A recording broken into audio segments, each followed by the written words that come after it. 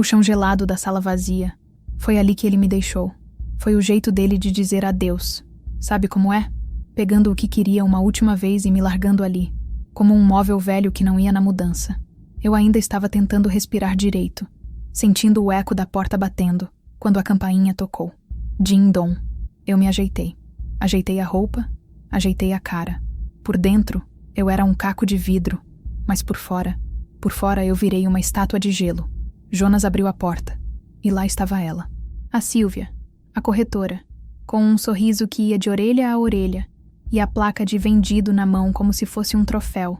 Ele deu um beijo nela, ali, na porta da nossa casa. Um absurdo. Eles entraram, estouraram um champanhe e brindaram. Bem na minha cara. Brindaram ao futuro deles, construído em cima de mim. Naquele momento, a minha dor virou uma coisa diferente. Fria, calculada. Eu respirei fundo e sorri. O meu melhor sorriso, aquele que esconde tudo.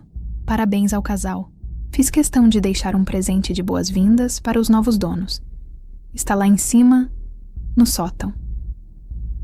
Essa é a história de como usei a casa dos meus sonhos para enterrar a reputação dos dois.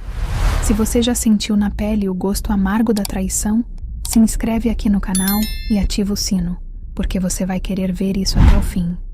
E me conta nos comentários, de que cidade você está assistindo a minha vingança? É engraçado como a gente se engana, né?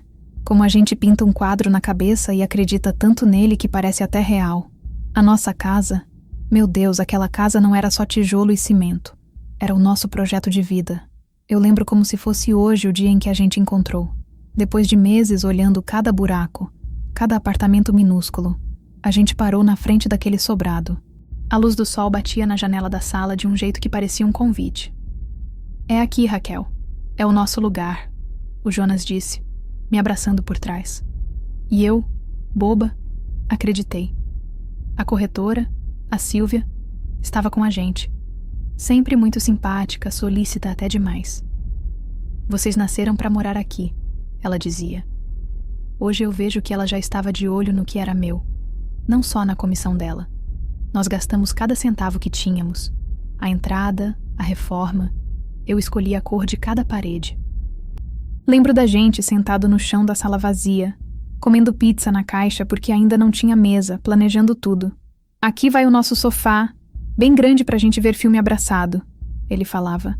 E o quarto de cima, a gente deixa pro futuro, quem sabe?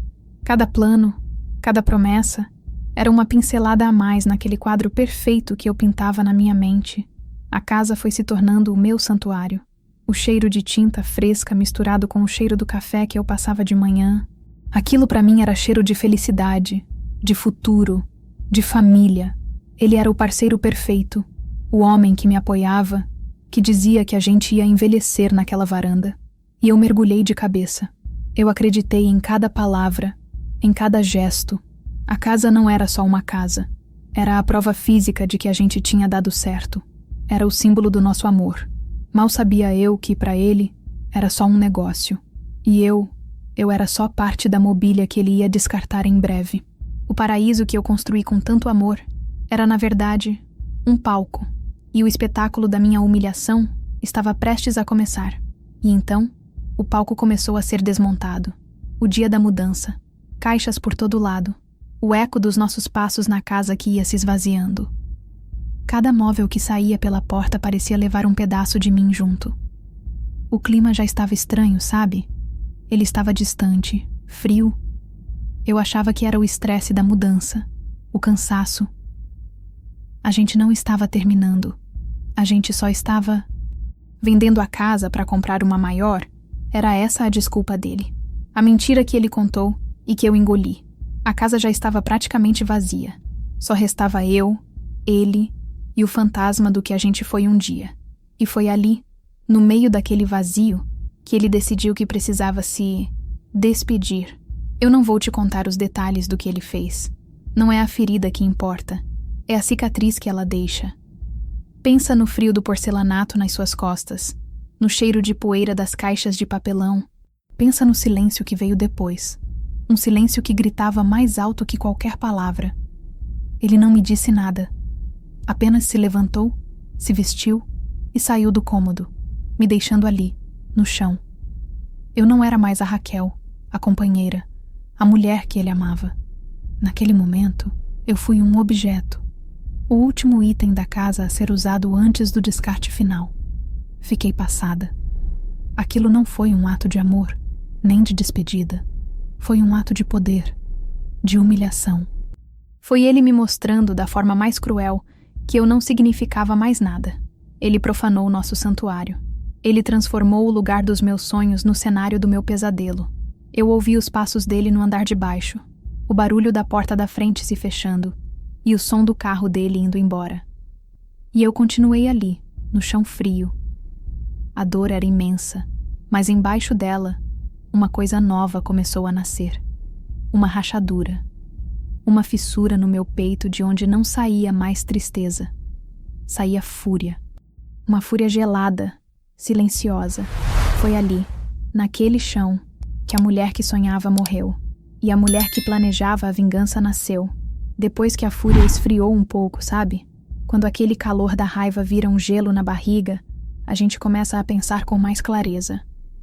E eu sabia, lá no fundo, que o que aconteceu naquele chão não foi o começo de tudo. Foi o ponto final de uma mentira que já vinha de longe. Faltava a prova. Eu precisava ver, com meus próprios olhos, o tamanho do buraco em que eu tinha caído. E como se o destino quisesse me dar um empurrão, eu encontrei.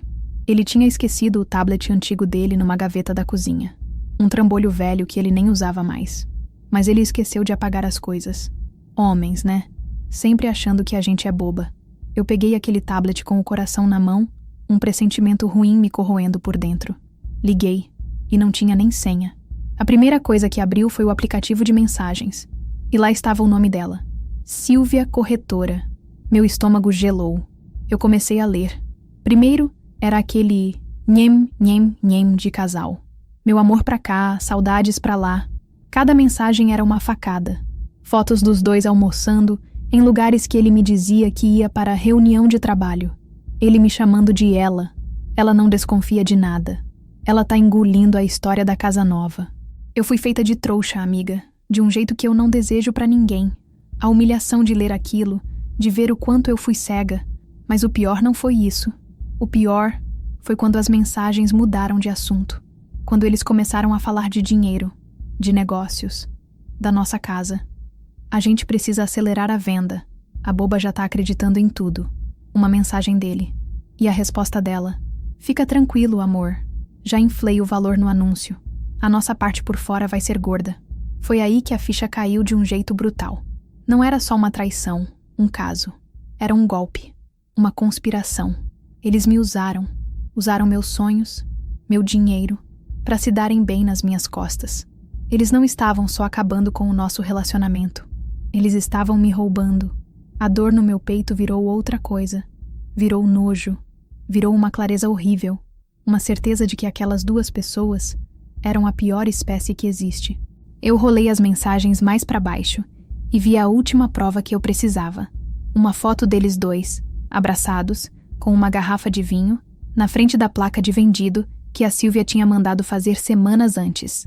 A legenda dizia, quase lá. Eles já estavam comemorando a minha ruína muito antes de ela acontecer. Eu desliguei o tablet. Não tinha mais lágrima para chorar. Tinha só um objetivo. Justiça. A minha justiça. Eles queriam queimar meu filme? Ah, eu ia fazer um cinema inteiro com o deles. A última noite na casa. Tudo encaixotado. O silêncio era pesado, cheio de fantasmas. Eu estava andando pelos cômodos vazios, me despedindo não da casa, mas da mulher idiota que eu tinha sido ali. Foi quando eu abri o armário do nosso quarto, para ter certeza de que não tinha esquecido nada. E lá no fundo, numa caixa com a etiqueta eletrônicos, eu a vi, uma caixinha pequena, que a gente tinha comprado há meses e nunca usado. Era uma daquelas câmeras de segurança, bem pequenininha, que conecta no celular. A gente comprou pensando na segurança da casa nova, que, claro, nunca existiu. A ironia, né? Ele mesmo comprou a arma que ia destruir ele. Eu peguei aquela câmera na mão. Ela era leve, discreta. E na minha cabeça, uma ideia começou a se formar. Uma ideia perigosa, mas perfeita. Eu olhei para cima, pro alçapão que levava ao sótão. Um lugar escuro, empoeirado, que ninguém nunca visitava. O lugar perfeito. Eu não pensei 2 vezes. Peguei a escada. Senti o cheiro de madeira velha e poeira. Cada degrau que eu subia, eu sentia a tristeza indo embora e a determinação tomando conta. Aquela não era mais a Raquel vítima, subindo para se esconder. Era a Raquel estrategista, subindo para montar a armadilha. Lá em cima, com a luz fraca do celular, eu procurei o melhor lugar. E eu achei. Uma viga de madeira antiga, bem em cima da sala. Tinha um ângulo perfeito, que pegava o sofá, a porta de entrada, o palco todo. Eu prendi a câmera ali, com um pedaço de fita isolante preta, e ela sumiu na escuridão da madeira. Ficou invisível. Desci do sótão, peguei meu celular e configurei o aplicativo. E a imagem apareceu na tela. A minha sala vazia, vista de cima. Eu era a diretora daquele teatro. Eu tinha o controle. Eu sabia que eles viriam. Jonas traria Sílvia para a casa vazia para comemorar. Eles iam brindar, iam se gabar da esperteza deles. Iam pisar em cima da minha memória. E a minha pequena espiã estaria lá, no escuro, gravando tudo. O luto tinha acabado. A fúria agora tinha um plano, um roteiro. Desci a escada, fechei o alçapão e um sorriso apareceu no meu rosto. Um sorriso que não era de felicidade. Era um sorriso de quem sabe exatamente o que vai acontecer a seguir. O espetáculo era deles. Mas o final seria meu. O dia seguinte. O palco estava montado. O celular no meu bolso conectado à câmera era o meu ponto secreto de poder. E então, aconteceu exatamente como eu previ. A campainha tocou. Eu já contei essa parte, mas agora você vai entender o que estava acontecendo na minha cabeça. Enquanto eu abria a porta, meu coração não batia de nervosismo, batia de antecipação. Lá estava a Sílvia, com aquele sorriso de vendedora de carro usado, segurando a placa de vendido, como se fosse a tocha olímpica. O Jonas, ao lado dela, me olhava com aquela pena falsa, sabe? Como quem diz, foi bom enquanto durou, mas a vida segue. Um absurdo completo. Eles entraram e ele, com o maior descaramento do mundo, pegou 2 taças e uma garrafa de champanhe que devia estar no carro. Estourou a rolha. O barulho ecoou pela casa vazia. Eles brindaram. Ao nosso futuro, ele disse, olhando para ela, não para mim. Eles beberam, rindo, conversando sobre a comissão gorda, sobre a viagem que iam fazer com o dinheiro. Tudo isso na minha frente, como se eu fosse invisível, como se eu fosse um fantasma na minha própria casa. Eles me ofereceram uma taça. Dá para acreditar? Não seja por isso, Raquel. Beba com a gente. Celebre o bom negócio que fizemos. A voz do Jonas era puro deboche. Eu peguei a taça, olhei para o líquido borbulhando e sorri. O sorriso mais calmo e sincero que eu consegui produzir. Claro, parabéns ao casal. Eu ergui a taça. Fico feliz que a casa vai para alguém que vai aproveitá-la tanto. Eles sorriram, achando que tinham ganhado, que eu tinha aceitado a derrota. E foi aí que eu joguei a primeira isca. Falando nisso, fiz questão de deixar um presente de boas-vindas para os novos donos. Uma coisinha para dar sorte, sabe? Está lá em cima, no sótão. O Jonas franziu a testa, confuso. A Sílvia deu uma risadinha, como se eu estivesse falando de um filtro dos sonhos ou um santo de gesso. Que fofa, sempre pensando nos outros. Ela disse, com a voz escorrendo falsidade. Eles não tinham ideia. Não tinham a menor noção de que aquela frase não era um gesto de bondade. Era o primeiro prego no caixão deles. A semente da dúvida, da paranoia, estava plantada. Eles riram, na minha cara. Mal sabiam que cada segundo daquela gravação, que eu via em tempo real no meu bolso, selava o destino deles. Se você sentiu o mesmo arrepio que eu ao ver a arrogância deles, deixa o seu like para me dar força. A gente vai precisar. Eu não fiz nada no dia seguinte, nem no outro. A paciência, amiga, é a arma mais letal que uma mulher pode ter. Eu esperei a poeira baixar. Esperei a venda ser oficialmente concluída. O dinheiro cair na conta. A chave ser entregue aos novos donos.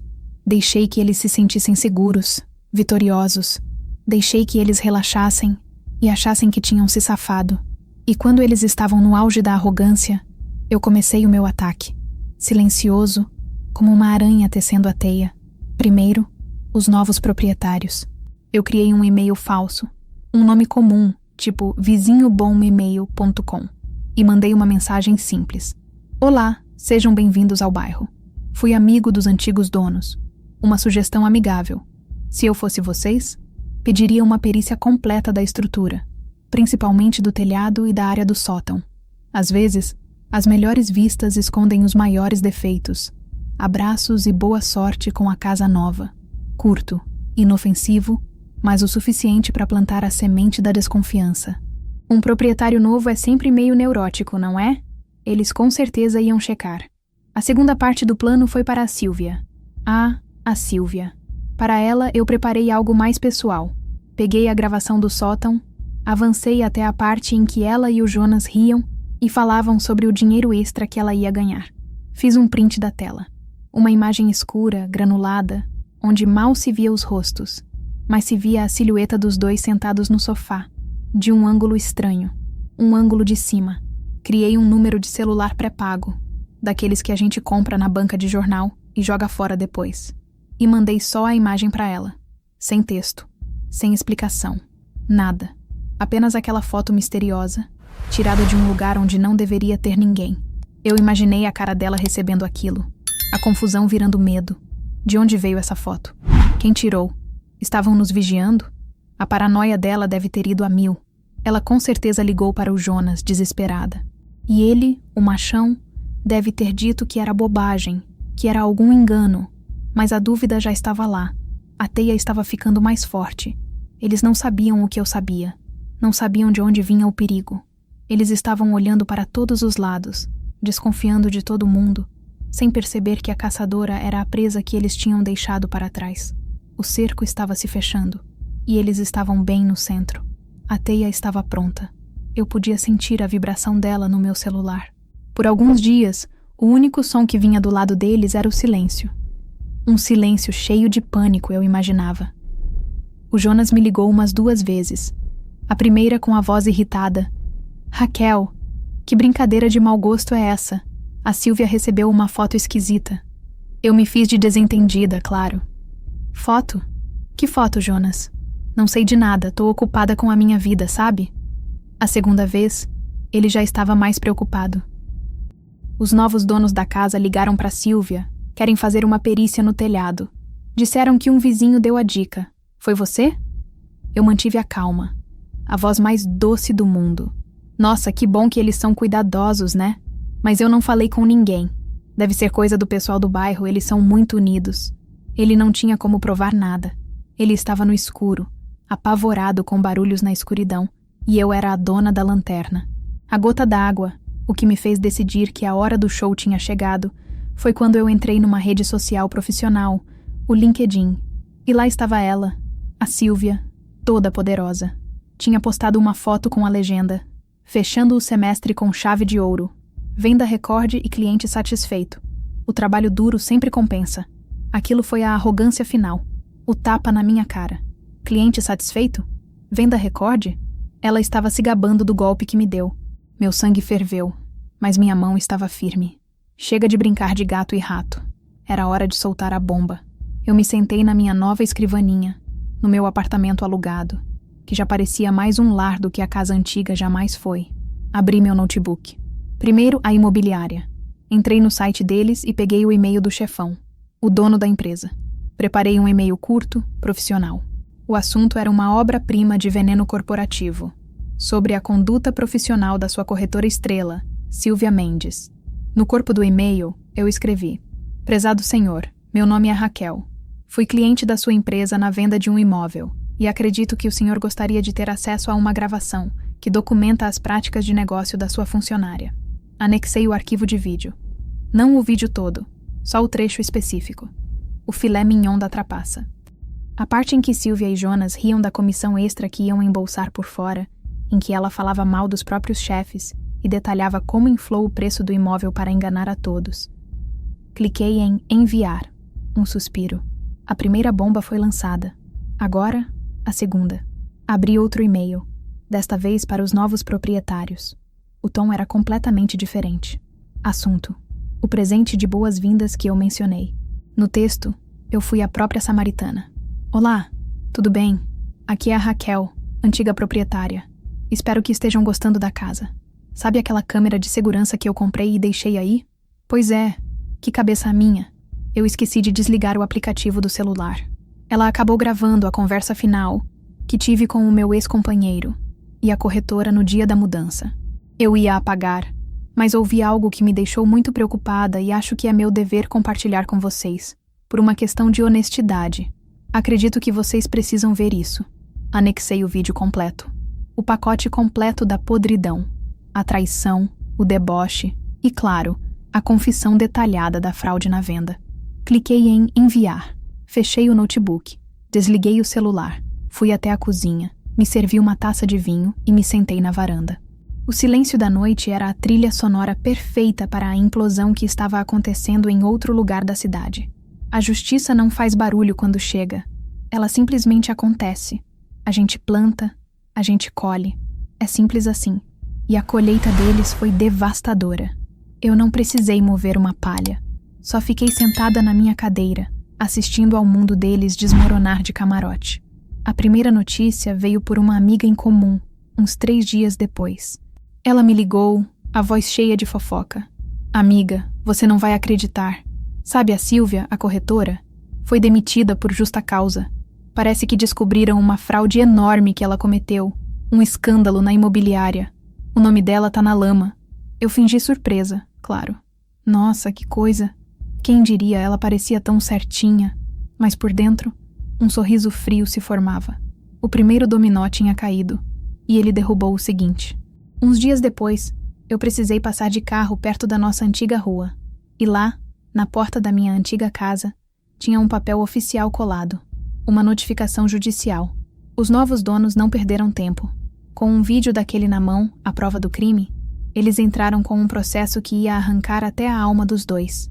Fraude, danos morais, o pacote completo. Aquele lucro gordo que eles planejavam virou um buraco negro de honorários de advogado e restituição. O ápice, para mim, foi o telefonema do Jonas. Demorou quase uma semana, mas ele ligou.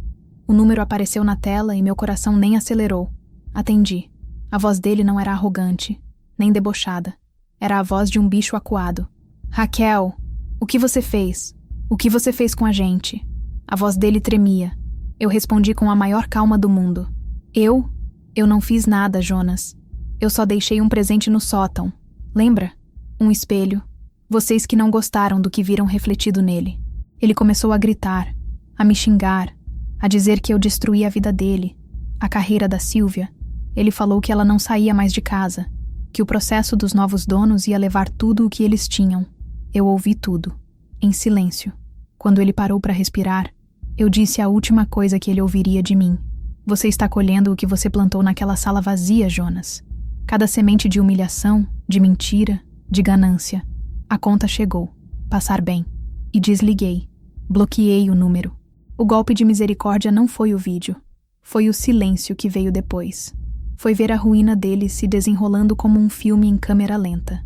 A Silvia, que eu cruzei uma vez num supermercado, parecia 10 anos mais velha, de cabeça baixa, empurrando um carrinho com 3 coisas dentro. O Jonas sumiu das redes sociais, virou um fantasma. O império de areia que eles construíram em cima da minha dor desmanchou com a primeira onda da verdade. E eu estava na praia, sentindo o sol no rosto, observando a maré levar toda a sujeira embora. Sabe, depois que o furacão passa, fica aquele silêncio esquisito. É exatamente essa a sensação. A guerra acabou. Não teve gritaria, não teve confronto final na chuva. Nada dessas coisas de novela. A vida real é mais quieta e muito mais demolidora. A casa, aquela casa que foi o meu sonho e o meu pesadelo, ficou lá. Um monumento de tijolos à ganância e à burrice deles. Ouvi dizer que os novos donos, depois de todo o processo, reformaram tudo e venderam de novo. Fizeram o que eu deveria ter feito desde o começo. Se livraram dos fantasmas. E o Jonas e a Silvia, eles não ficaram com a casa nem com o dinheiro. Ficaram só com as dívidas, com os advogados e com a vergonha. A Silvia, a corretora de sucesso, virou uma lenda urbana na cidade. A mulher que foi pega no pulo por uma câmera no sótão. Eu a vi uma vez de longe, na fila do supermercado. Ela estava de moletom, a cabeça baixa, Parecia que carregava o peso do mundo nas costas. Nem de longe lembrava a mulher de salto alto e sorriso predador que brindou na minha cara. Nossos olhos não se cruzaram. Acho que ela sentiu a minha presença e fez questão de olhar para o chão. O Jonas simplesmente sumiu. Virou um fantasma digital. O perfil dele, antes cheio de fotos de viagens e de sucesso, desapareceu. O homem que se achava o rei do mundo foi apagado da existência com um clique. E eu? O que eu ganhei com tudo isso? Eu não ganhei dinheiro. Não ganhei um novo amor no dia seguinte. O que eu ganhei foi algo muito mais valioso. Silêncio. A paz de acordar de manhã e não sentir aquele nó no estômago. A delícia de tomar meu café na minha varanda nova, pequena, mas ensolarada, sem sentir o gosto amargo da traição na boca. A vitória, para mim, não foi ver a queda deles, embora eu não vá ser hipócrita e dizer que não senti uma pontinha de justiça sendo feita. A verdadeira vitória foi redescobrir a minha própria companhia. Foi entender que a minha felicidade não dependia de um homem, de uma casa, de um projeto a dois. Dependia só de mim. A minha vingança não foi um ato de ódio. Foi um ato de sobrevivência. Foi como tirar um tumor de dentro de mim. Doeu, foi feio, deixou uma cicatriz, mas me salvou. Hoje, quando eu lembro daquela casa, eu não sinto mais raiva, não sinto mais tristeza. Eu sinto uma espécie de distância, como se estivesse vendo um filme antigo sobre outra pessoa. Eles ficaram com os escombros da vida que tentaram roubar de mim. Eu fiquei com o que realmente importa, a última palavra, e principalmente a minha paz. E isso, amiga, não há dinheiro no mundo que pague. Então é isso. A história termina aqui, sem fogos de artifício, só com a calma que vem depois da tempestade. Quando eu olho para trás, para a mulher que eu era, a que estava no chão daquela sala vazia, eu sinto uma compaixão enorme por ela. Mas eu sinto, principalmente, um orgulho danado da mulher em que ela se transformou. Aquela que subiu a escada do sótão. Toda mulher tem um sótão. Sabe? Aquele lugar escuro e esquecido dentro da gente onde a gente guarda as coisas que não quer ver. Mas é nesse mesmo lugar que, às vezes, a gente guarda a nossa força mais bruta, a nossa inteligência, a nossa capacidade de virar o jogo. A gente só precisa da coragem de subir a escada e acender a luz. O meu plano não nasceu do ódio, ele nasceu da clareza. A clareza de que eu merecia mais, de que ninguém, absolutamente ninguém, tinha o direito de me transformar em um degrau para a felicidade de outra pessoa. E você, que está aí me assistindo, você também merece mais. Essa história não é só sobre a minha vingança, é sobre o nosso limite. É sobre o momento em que a gente diz basta, o momento em que a gente para de chorar e começa a planejar. Se você já se sentiu pequena, traída, passada para trás, eu quero que você se lembre da minha câmera no sótão. Não para se vingar igual a mim, mas para se lembrar que você sempre tem uma perspectiva que ninguém mais tem. Você tem o poder de observar, de entender a situação e de agir com a sua própria inteligência. A gente, mulher, aprende a engolir tanto sapo que às vezes esquece o gosto do nosso próprio poder. Agora, eu quero ouvir você. Me conta nos comentários. O que você teria feito no meu lugar? Ou melhor, qual é o seu sótão? Onde você guarda a sua força quando o mundo tenta te derrubar? Vamos conversar. Esse espaço aqui é nosso. É um espaço de cumplicidade. Se essa história te lembrou da sua força, ou da força de uma amiga que está precisando ouvir isso, compartilha com ela. Manda para ela e diz: lembre-se do sótão. A gente se fortalece juntas. Lembre-se sempre. A melhor vingança não é o barulho da briga. É a paz ensurdecedora que vem depois. Um beijo e a gente se vê do outro lado.